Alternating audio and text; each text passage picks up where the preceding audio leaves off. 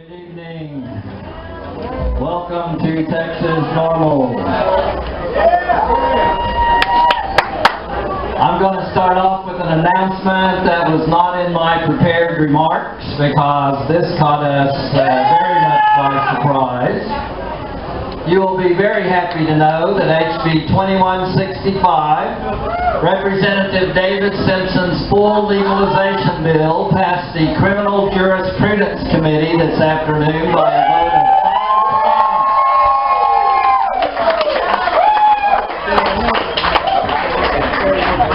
5. That means 5 very powerful, important legislators in Texas believe it enough to put their political careers on the line that marijuana should be legal in Texas.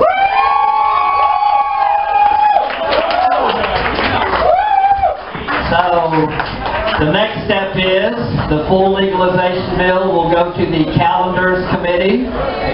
Please stand by for an action alert from TXNORML.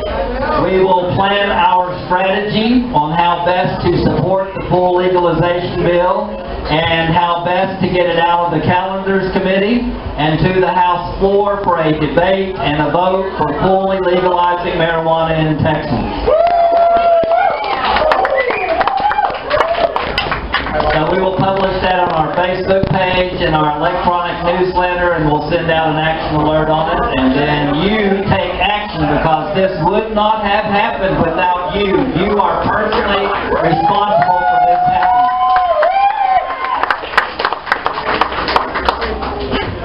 My name is David Bass. I'm the Director of Veterans Outreach for TXNORML. How many veterans do we have here tonight? Please raise your hand. Let's give a big hand up, big round of applause to our veterans. If you're a veteran and I haven't talked to you before, please be sure and get my card tonight so that we can start emailing back and forth. I would also like to introduce, he doesn't know I'm going to do this, Bill Norton, one of the founders of TXNORML from the 1970s. Bill, stand up. Bill is the reason we're all wearing this TXNORML banner on our t-shirts tonight. Thank you, Bill. Alright, we have a great agenda for you tonight. I'm going to get right to it. We had 2 significant events happen at the national level since the last meeting. One is good and one is bad. I'll start with the bad news. Our U.S. Congress voted against allowing our Veterans Administration doctors to discuss and recommend medical marijuana for our veterans. The vote was 213 to 210. We lost by only 3 votes. So the good news is that we only lost by 3 votes. We are going to win those 3 over, and I believe we will very definitely win the next time they vote on this bill. What we veterans want is for our VA doctors to be able to complete patient forms in our medical marijuana states recommending medical marijuana for conditions such as PTSD and chronic pain, and we veterans are going to keep working on this until that happens.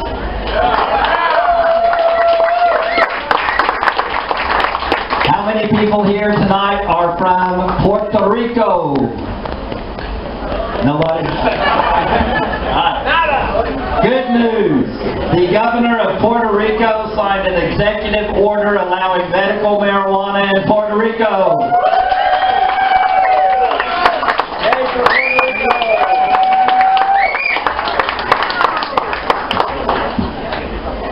His order did not specify how the system will work. He turned it over to his government officials to decide the rules for the medical marijuana program in Puerto Rico. So it will be very interesting to see what kind of system the Puerto Rican government installs in Puerto Rico. But I really like what the governor said. What the governor said is, I'm going to do the right thing for patients in Puerto Rico, and medical marijuana is the right thing to do.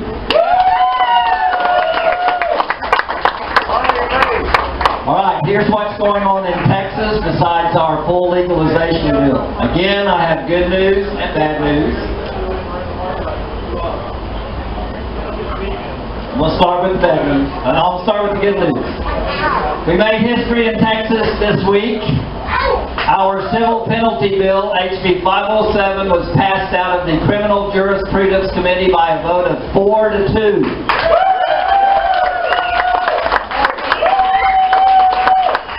Representatives Herrero, Moody, Simpson, and Canales voted in favor of not arresting 70,000 Texas citizens every year for possession of an ounce or less of marijuana. HB 507 stipulates that if you're caught with 1 ounce or less of marijuana, you will pay a $250 civil fine. You will not be arrested, you will not be incarcerated, and you will not have a criminal record. Again, if you are wondering who is responsible for this, turn to your neighbor and say, "Thanks, man." Because you are responsible for this. This is happening in Texas despite our government, despite our legislators. We, the people, are making this happen. That's right. So what comes next for HB 507? It is now in the Calendars Committee. The members of the Calendars Committee will decide whether to move HB 507 to the House floor for debate and a vote. We are calling on you and all of our supporters in the districts of the committee members to contact them and urge them to vote in favor of moving HB 507 to the House floor. Again, look at our electronic newsletter. It lists all of the representatives and their districts. There is more specific information to come, but check our Facebook page and our electronic newsletter.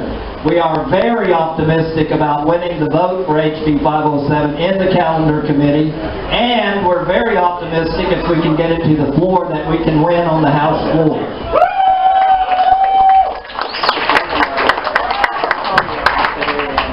All right, there's some bad news. HB 3785 is our medical marijuana bill. Thank you to everyone who has worked so hard in support of Representative Marquez's bill.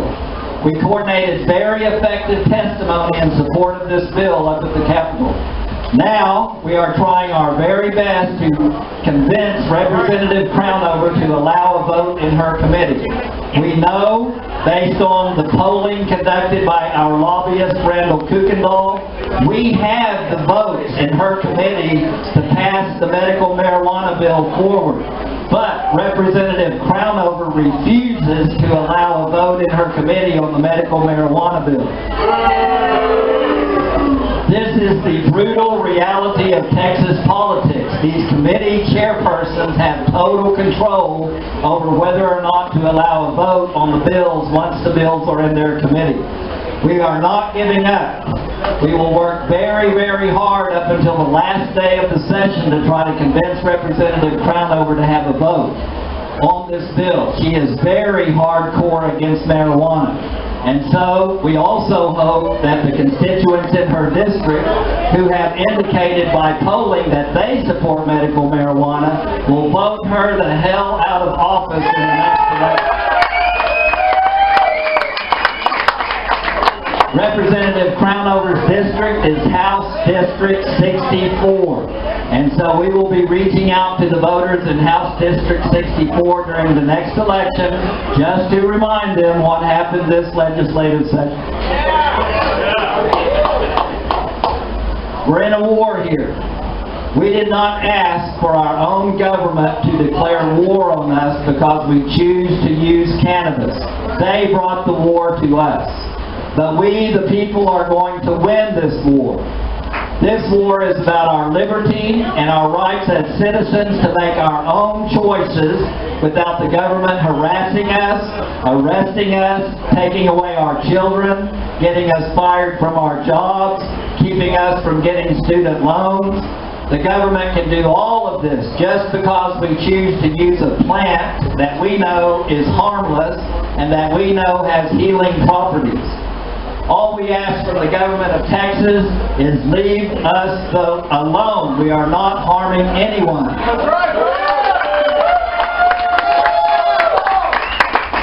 We are free people in Texas, and we want the word marijuana taken out of the law books of Texas forever.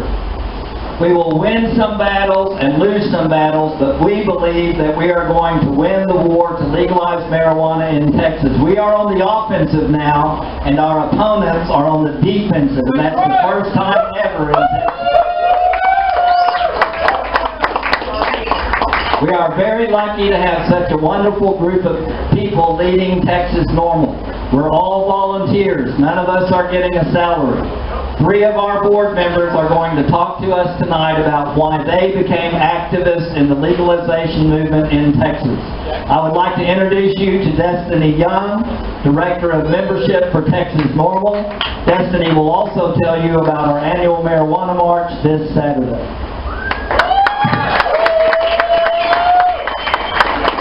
Thank you, Dave. I see a lot of new faces. Whose first time is it? That's amazing. I want to end the session with still getting activist virgins. I like it.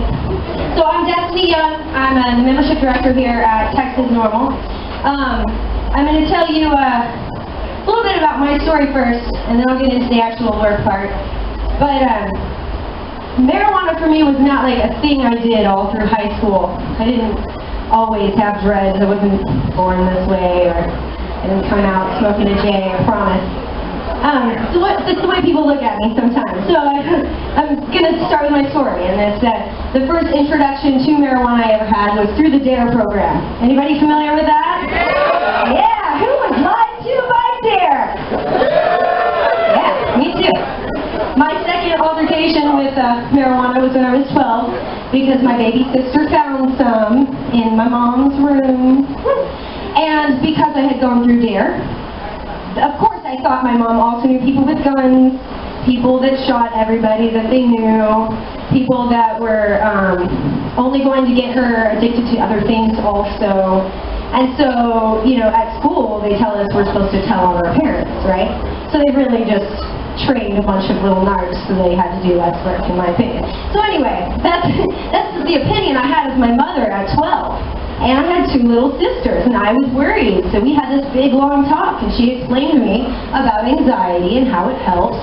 This was 1995. This was like, that's a hard time. And we lived out in the middle of nowhere in the country.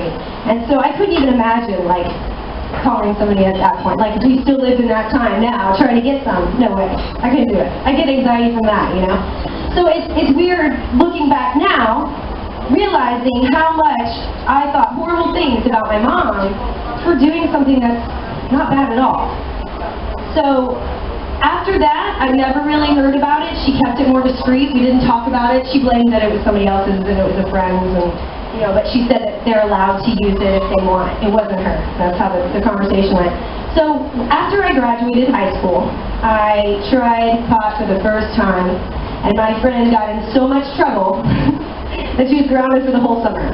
So I didn't like pot at that point. And it wasn't until I moved to California in 2004, when I moved to California, I started my activism in environmental efforts, and I knocked door to door for Sierra Club and Environment California, and you know, started learning how to be a hippie. And I learned from a couple guys who were cancer survivors that were doing that job as well, that were on the initial, I guess, testing for marijuana for cancer patients, and they explained the entire thing to me. I almost feel like I should have been on something else to have had the conversation. It was pretty eye-opening. But they basically let me know that, like, it's not... I thought that when people used it medicinally, that they had to make it into like a pill form. You ground it up, you take a pill, you know, you get it at the pharmacy, and it wasn't that. They were being given like pill jars of joints, and no one was looking at them weird, and they were doing it in the open, and it was fine, and like my whole world was flipped upside down. And that was like, what, 2004, so 11 years ago. I didn't become a member of NORML until October of 2013. So it took a long time between all of those gaps for me to realize that it's such an issue of your rights. more so than it's an issue of just, you know, choice, or whether it's taboo, or whether you think it's okay to do it, or opinion, or anything like that. It's the devil's weed. No, the funny part is, it took me learning that you have to re-educate yourself. You know, I came to NORML for education, and I was like, okay, I'm going to learn best from an organization that actually tries to, you know, legalize it. It means they know something, right? And what I learned really was like, yes, NORML can help you, and you can go to somebody for help, but you really have to learn it on your own. You have to realize that the reason that it was made illegal was not the reason we make other things illegal, because they're not safe. It was made illegal to target people that shouldn't be targeted, is what it was. And when I started learning these things, it made me teach myself about so many more things, not just marijuana activism, but also about our rights as to what we are allowed to have. Not allowed to have marijuana, what are we allowed to have? Allowed to have things that aren't even tested a tenth of the amount that marijuana has been tested. So those kinds of things were making me sick, and it's just been this downward spiral of like this whole movement, and the success that it's had has literally paralleled with how much more I need this movement to succeed, because I can't do anything with the alternatives that we have. It's just not been working. So it's kind of like a long story short, I guess, of my journey through marijuana miseducation, I guess. And I kind of want to let that lead into why we are here, and why NORML is important, and why you should be a member. Because in my opinion, and my personal struggle with all of this, and my drive for it, is the re-education of the people, and the people that govern us. Because anybody that we can owe money to, or be incriminated by, or have to go through to have our rights instilled or maintained, or anything like that, does not think that this is an okay thing. And it's because they've been miseducated. It's not because they think we're bad as people. Because if you look in this room, this we, bad as people, it looks like just humans, because I don't see a bunch of dreadheads, just a couple actually. I don't see a bunch of gangsters or thugs going on up in here, just a couple. I actually see I see a lot of people look like Austinites, but I guess, you know, if I was in a different city, we'd have a different look. But what I'm trying to say is, like, there's old, young, black, white, able, disabled, everything. Everybody that's here is here to either learn, or because they already know and they want to further educate, or because they know and they want to fight for their rights. That's right! If you are just getting started, and if you haven't been to one of these, I'll let you know that the fight for our rights, unfortunately, isn't just a signature on a piece of paper at a NORML meeting, or in 1974 when they started. We might have had a lot more progress since then. What it is us having to go to the Capitol, and us having to do a job that we ask other people to do, but they don't do well right now. We're fixing that. But we have to go to the Capitol. We have to talk to representatives. Whether it's you making the trip, or an email, or a phone call, or a letter, our legislators will not make laws for us unless we tell them what our opinions are. They'll make laws all day, because there's plenty of people going to them, but they are not in the interest of the people. They are hired by big business, and we all know this. That's how we get laws that benefit pharmaceutical companies rather than the people. That's why we're having to go through this whole thing with marijuana. So the cool thing about NORML is that you can go to their lobby days and go to the Capitol with them and actually be a part of that. But if you can't, you can be a member of NORML and they can help represent you. Because we don't just go to the Capitol and talk to our own personal rep. It's not just me addressing 3 people when I go there each time. Anytime I call for something, I'm letting them know, like, I'm calling on behalf of myself, but, you know, I work with hundreds and hundreds of activists every month to make this happen, and these people are sick of having to call you. Like, that's kind of how I say it, but it's true. I mean, but we're doing the work, and we wouldn't do it if it wasn't working. And NORML helps you do that work, and NORML makes it work for you. When you become a member of NORML, we get your name, email, address. The reason we get your address is that's where you vote from, and we can find out your district. When we know your district, you should know your district too. It's really easy to find. Google who represents me. But when you know your district, you can know their views. You can look up that specific representative and you can find their views. You can even find what their specific view on marijuana is from our voter's registration guide online if they responded to our questionnaire. But we also email people by their district and let them know, hey, your representative is not giving us a vote. Crownover right now, for example, is the chair of the committee for HB 3785, and she's not giving us a vote. And she actually had so many calls one day that the phone lines went down. Like, they took them offline. Like, they didn't. I'm pretty sure we pay for those phone lines. But that's what NORML does. We make a blast on Facebook, and we say, hey guys, we really need your help. This is everybody. Call this lady. She's in charge of this. She should be representing us, not her own better judgment. I did a little research yesterday or today on Crownover, actually, and she has a lot of companies and money in oil and things that aren't necessarily in the people's interest. It's, you know, she has big business herself. So I think it's interesting that she's in charge of something medical, has no medical background, has background in oil, which is counterproductive from the whole marijuana movement. Just a little tidbit, so if you guys, you know, need to do some more research before you call, do it. It's interesting. Anyway, back to membership, pardon me. NORML can help you get this done. NORML is actually getting marijuana legalized in Texas. We say that at every meeting. Dave says that when he meets people. Hey, I'm from TXNORML. We're legalizing marijuana. We're actually doing it. We thought we were going to have like 2 bills in session. And the work from activists and the increase in membership and the increase in involvement at all of our events has made it possible for you to be part of this historical event in Texas. So if it is your first time and you raise your hand, I do encourage you to go join NORML. It's only $20 at a basic membership, and that gets you so much information whenever we are letting people know updates. Updates happen more often than we ever thought they would. So now is the time to do it. If you do want a little swag to make conversation pieces, we have some amazing shirts, and that's also available with membership.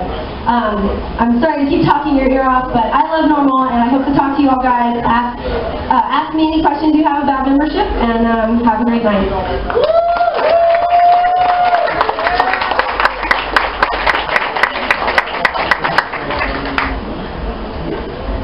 Destiny and John Van Lowe represented TXNORML at the Houston Marijuana March this weekend and the San Antonio Marijuana March. Thank you guys. I would like to introduce you to Les Weiler, Director of Merchandise for TXNORML. Come on up, Les.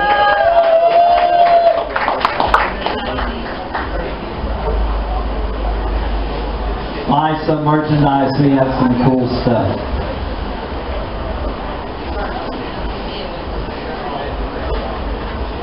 Hey, so I feel like Destiny covered pretty much everything that could possibly need to be said about joining TXNORML. Like Dave said, my name is Les Weiler. I'm in charge of merchandise. And, sorry, it's a wind tunnel up here. I have all the fans. You have no fans. All of you. Did they give you a fan? Okay. So the merch table back there has a couple of styles of shirts. If you go to our website, TXNORML.org, we have more styles of shirts. We actually have several styles of shirts that can be ordered. If anybody's had slow shipping, just stay quiet about it right now. I have more volunteers that are helping me with this now. That brings me back to Destiny's point, so I'll keep this short. Please join NORML. We need volunteers. We're an entirely volunteer-run organization. If you see anybody wearing a t-shirt, they probably put some hours in. It's the only way anything gets done here. The only reason those bills are up there are volunteer hours. So please join, and if you want to help me out with shipping, join and then email me about that.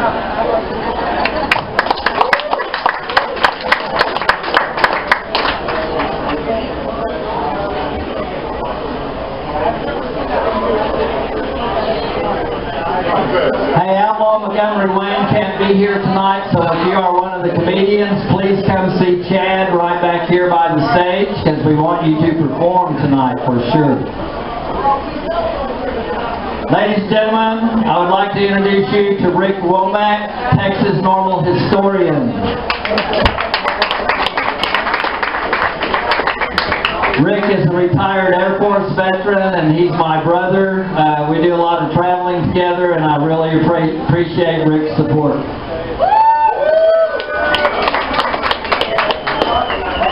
Well, hey, Flamingo. My name is Rick Womack, and I'm a card-carrying member of Texas NORML. Now, if you're not a card-carrying member of Texas NORML, lend me your ear. I want to tell you a story. As Dave said, I'm an Air Force veteran. My Air Force career included 3 years in Latin America, supporting the war on drugs and counter-drug missions in South America, humanitarian operations, helping refugees. That was back in the 93-96 time frame. After that, another assignment, and I ended up in Alaska. And so here comes the important part. In 1998, as a brand newly assigned Air Force captain and flight commander at Elmendorf Air Force Base in Alaska, Anchorage, Alaska, I had the chance to vote for medical marijuana. I voted in favor for it. I was opposed to legalization at that time. And I voted in favor of medical marijuana, and I was able to do it because in Alaska, you can put a ballot initiative out there, and you actually have more of a direct democracy where people can engage, and they can vote, and let their voice be known, and not have it suppressed. I voted for it, and little did I know that that was my entry into medical, or marijuana activism. And so anyhow, I voted for it, it became legal, and you can grow your own medicine there ever since then. Not here, by the way. Nonetheless, I went on. In the year 2004, I found myself joining the ranks of those who go to the VA healthcare system for their health care. And legally, it was recommended to me, and voluntarily, I agreed to be stuffed into a pill bottle. Okay? I agreed to a pharmaceutical lobotomy that lasted from 2004 to about 2010. And I was in a bottle just like this because of those pills. And they were awful, and they didn't help, and they caused a lot of problems. But then, here in Texas, I had two old hippies sit me down on a couch. One of them was a former Mexican lettuce smuggler. You might be able to figure out what that is. And the other one was a well-respected retired teacher and a closet cannabis consumer. And they asked me to conduct an experiment and utilize a natural herb as opposed to what I think was referred to as super pellets that I was receiving legally from the VA. And that was the beginning of the end. And just like that, I was free.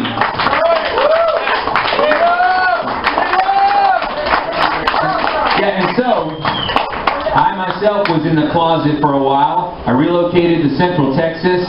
I met that fine man you just heard earlier, Dave Bass, and together we joined Texas NORML, and we joined the fight. So, with that being said, I can tell from all of you, you're here. That means you're ready to fight, right? You're ready to fight for your life? Okay, that's wonderful, but you got to take the next step. It's not enough to be ready to fight. You got to join the fight, and it begins right back there at that table because we don't have ballot initiatives in this state. And if you want your voice to be heard, you got to get involved, and you got to get people to go out there and engage that big red building up there on the hill. And you may even want to go march up on the hill to that building, and I encourage it. It's a very rewarding experience. It's very richly fulfilling being a cannabis activist, and that's why I've joined. That's why I'm here tonight, and I encourage you to consider if maybe there's a role for you, because I bet you we'll find one for you. So thanks for coming. Appreciate it.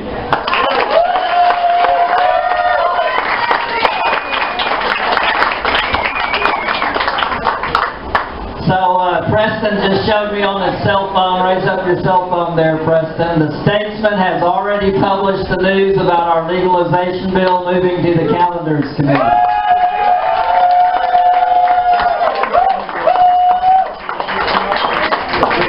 This is going to get great media attention all over the state of Texas.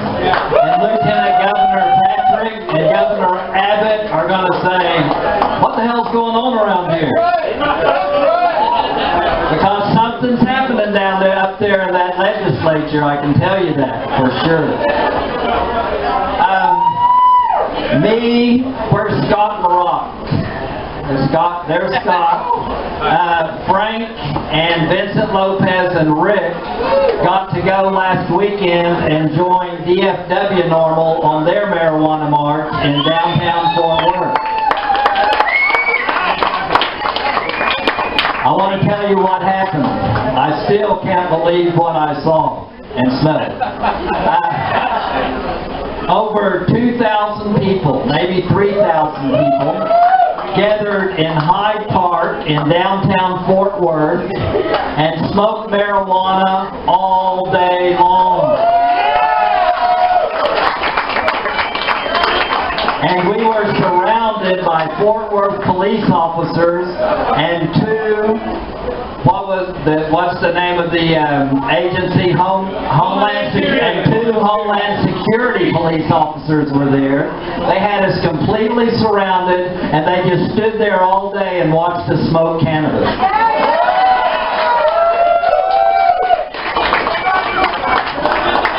And I had the privilege of speaking to the crowd, and this is what I asked them. I said, look around you.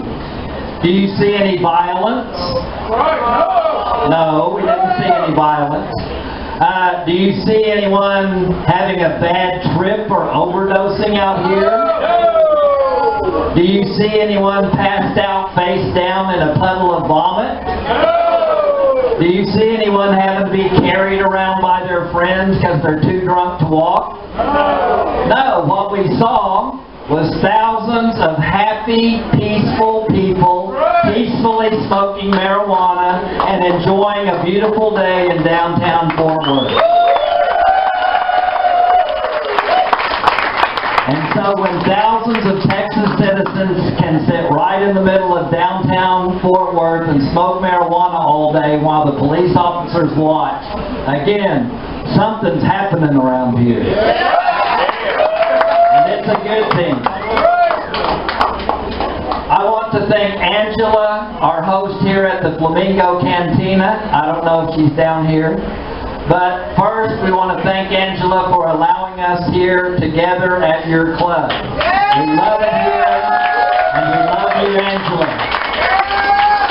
There she is. Thank you, Angela.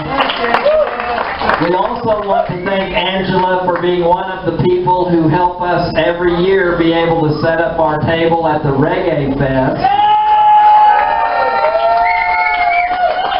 Angela arranged for Jamie Spencer, our current executive director, to get up on the stage this year and talk to the whole crowd. And the Reggae Fest is our #1 fundraiser every year, so we really, really appreciate being able to participate in Reggae Fest every year.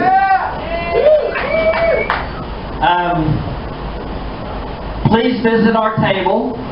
Check out the merchandise. If you're not a member, we really hope you will join us tonight. We have several levels of membership. We are a 501c4 nonprofit. All of the money we raise goes directly to our work up there at the Capitol.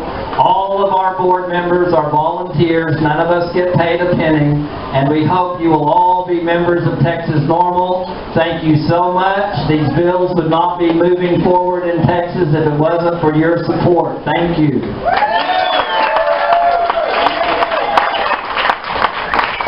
All right, now usually we say next we have Outlaw Montgomery Wayne, but next we have Chad and a group of wonderful Austin comedians. And after that, the great Mau Mau Chaplin. Thank you for being here tonight. Thank you for working to legalize marijuana in Texas.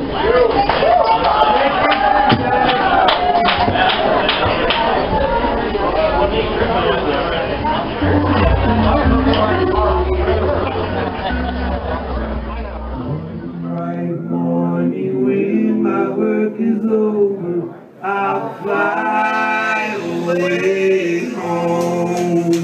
Lord, what bright morning when my work is over, I will fly away home. One bright morning when my work is over, I'll fly